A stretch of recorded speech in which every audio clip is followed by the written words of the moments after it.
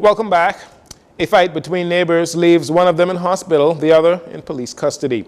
According to police, sometime around 10:26 Thursday morning, while at his home on Haven Road and Maxwell Lane in Rock Crusher, a 26-year-old male was involved in a physical altercation with his neighbor, a 19-year-old male. The fight escalated and resulted in a knife being produced and the 26-year-old victim being stabbed multiple times about the body.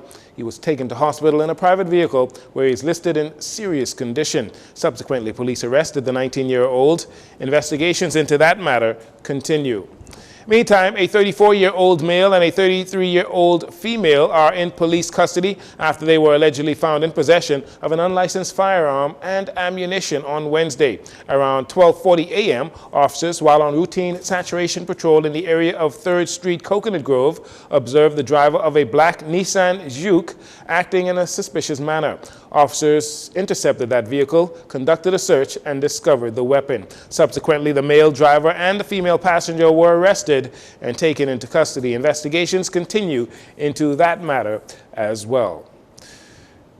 The governments of the Bahamas and the Turks and Caicos Islands, as represented by the United Kingdom, met to discuss the maritime boundary delimitation between the Bahamas and Turks and Caicos Islands on Wednesday.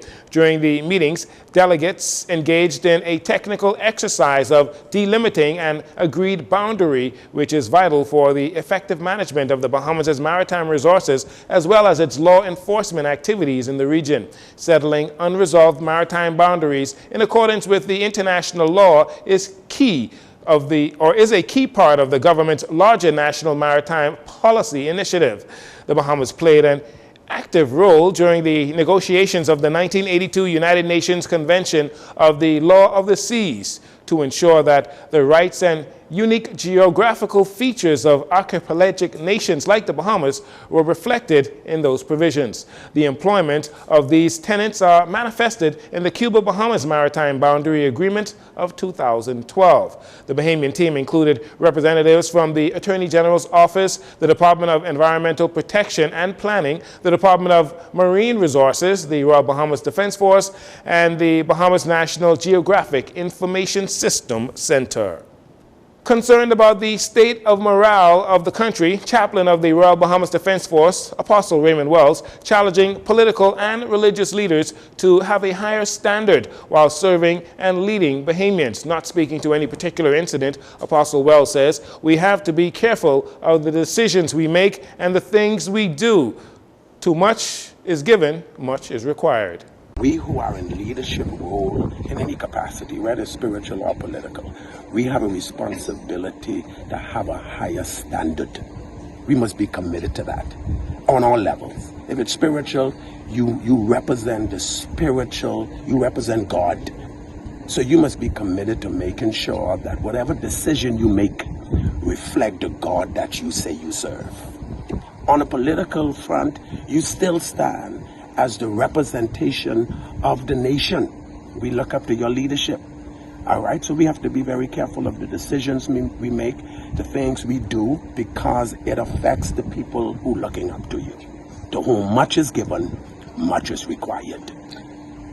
While speaking with reporters on Thursday morning at the Royal Bahamas Defense Force base, Apostle Wells went on to say it is time for those in leadership roles in the Bahamas to stand up with integrity. Who do I look up to? If persons over me making stupid decisions, if persons in leadership in the country making stupid decisions, that affect me because I look up to them for leadership. It affects the next generation who look up to them for leadership. What can you say to me if you can't keep your house in order? What can you say to me if you making stupid decisions? You can't help me to some degree.